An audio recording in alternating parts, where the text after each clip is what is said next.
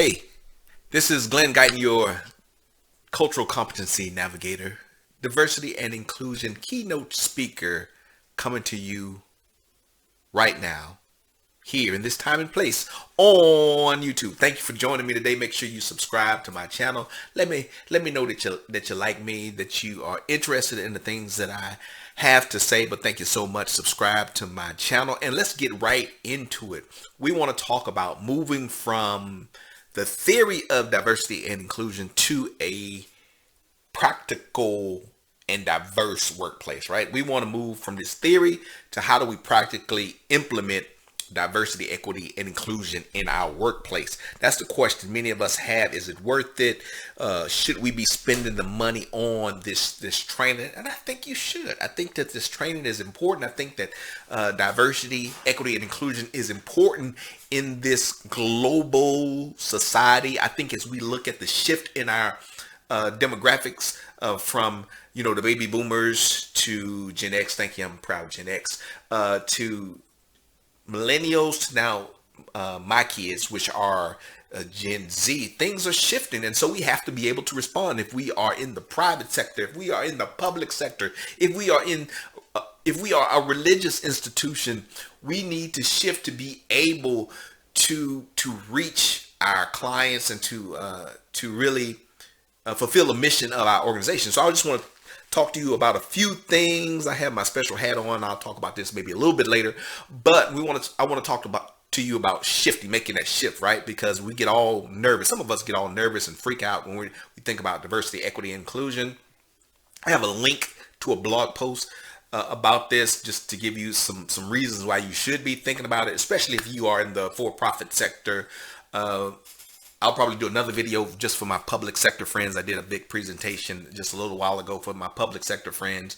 But it's important that we think about diversity, equity, and inclusion, no matter what type of organization we are in, if we want to survive. So just want to share a couple of things with you quickly. Why? Is it important that you do this? Yes, let's make that a little bit bigger. Yes. So according to the Harvard Business Review, growth, market share, all of those are directly tied to how well you practice diversity, equity, and inclusion. And so if you want to expand your market share, if you want to grow, if you want to reach more people, right, in your workplace, get that market share, that's important. I think whether we're in a private, for-profit or non-profit sector, we want to grow our reach, we want to expand. It's important that we practice diversity, equity, and inclusion, because those practices help us to expand our ideas.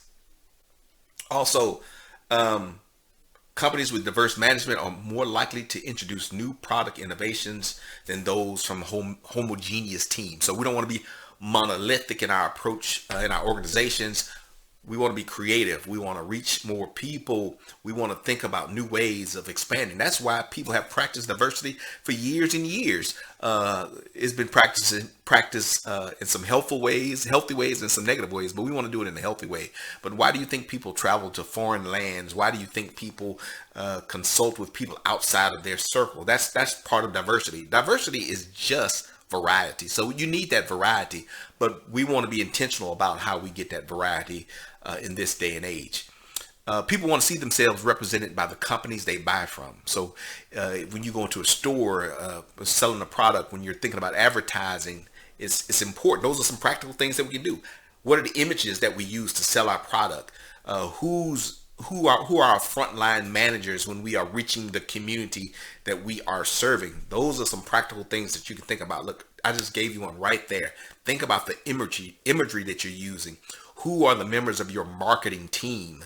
Are they thinking about diversity, equity, and inclusion? There have been a lot of missteps, a lot of faux pas lately in the advertising realm. You don't want to do that in your company. So that's why you want to have a diverse team, so they can have a different perspective. That goes along with this hat, right?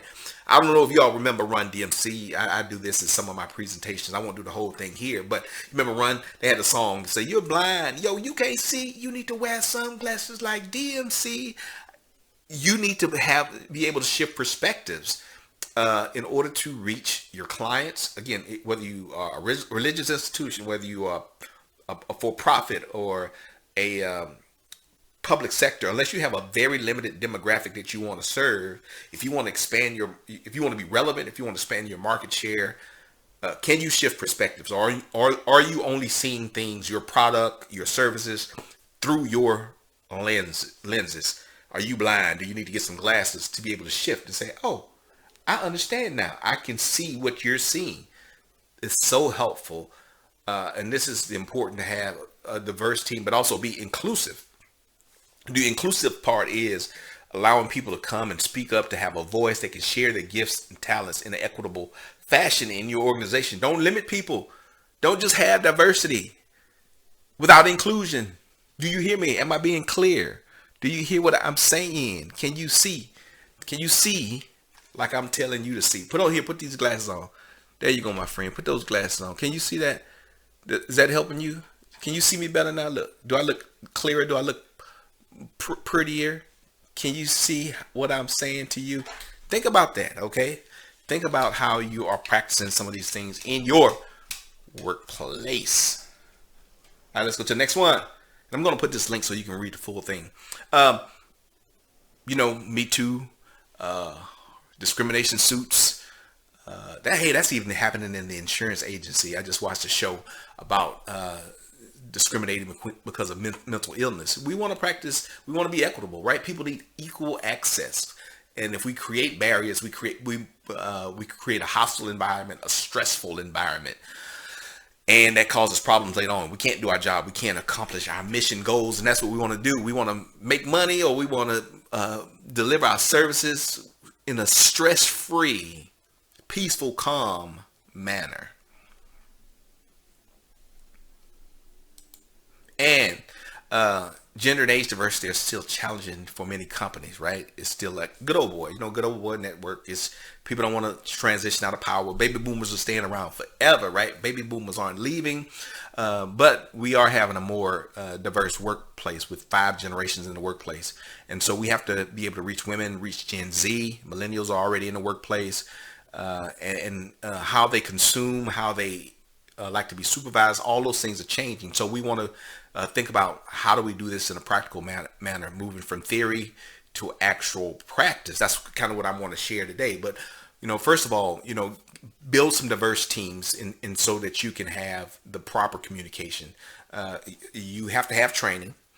Training takes some time. You can't just do one off. You have to have ongoing training, and don't set up all these different separate departments. No, integrate your trainings throughout the system. That's the first practical thing.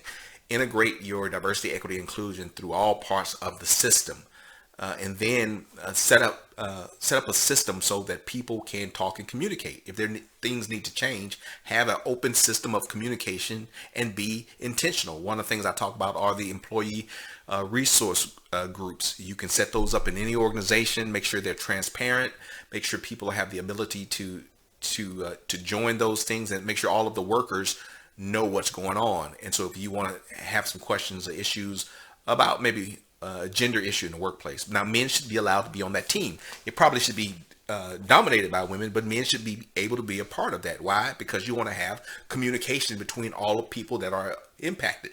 You don't want to have monolithic teams, even when it comes to your employee resource groups that are dealing with diversity, equity, and inclusion. Don't have a monolithic team. And so make sure you have training. Make sure that you set up some type of communication system that and these things are integrated throughout the organization. Also, just get started, right? You're going to make mistakes. You're not going to be perfect. Get started. You have to get started. Start looking at your policies and procedures. So you're dealing with both the systemic issues. That's the policies, procedures, reviewing, auditing. I can't even say it. What is wrong with me today? You need to audit your systems and rules and regulations just to make sure things are in line, that there are no barriers there. And so your training can deal with both aspects. It can deal with the behavioral, and it can also deal with the systemic. And I've said this before in other videos. You have to look at both of those if you want to be effective. Your training has to go on for a period of time. Make sure that you have different approaches to your training.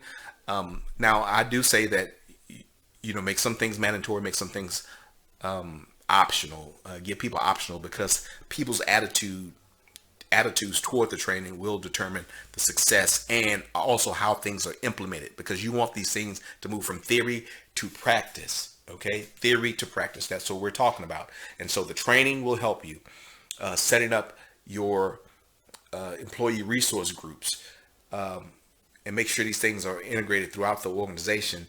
Make sure you are reviewing things, and you have some goals. So review your systems, but also have some goals. What are you looking to change? Be clear about that. If you don't know what you're trying to change, you're saying we're just going to be diverse. That means nothing. That means you just have variety, but you can still have blind spots. You can have segments. So make sure you know what your targets are, and review those targets with your employees. So you have to have some measurables, and don't try to attack everything at once.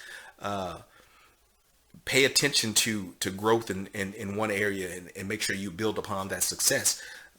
Diversity and inclusion is not just like you just don't throw it up on the wall. It's not spaghetti, right? You don't just throw it up on the wall. Oh, it's done. No, you have to have some targets. You have to have some determinations of success, and that's in any type of change process in an organization. You have to clearly communicate what the win is for your team. And so that's the practical, is what are you gonna change? And then once you've worked on that area, then you set up a system to deal with the next one. But it's not just this one big nebulous thing called diversity and inclusion, and I've arrived, I've gotten there. You have to have specific targets, not quotas, but specific targets and goals, so that your employees know that they are being successful in these efforts, and they're not just wasting their time. I'm developing a sheet so that you can have some common terms, so everyone knows what you're talking about when you're talking about diversity, equity, and inclusion. There are many different definitions of these words, of what racism is, what bias is, and so you have to have common definitions when you're working in your workplace, so that everyone is on the same page, and we know that we're going toward the same finish line. You can't have some people going this way and then some people going that way, and you think you're going to be successful coming back to the middle. No, that's not going to happen. Make sure that you know and you clearly communicate the direction that you want to go. All right. So hopefully that helps you. Thank you for joining me. Make sure you get you some glasses so that you can see. You need to get some glasses like DMC. Put your glasses on. Be able to shift those perspectives. It's okay. Change is okay. Change is good. Thank you for joining me today. My name is Glen Guyton, your Cultural Competency Navigator. Check out my website.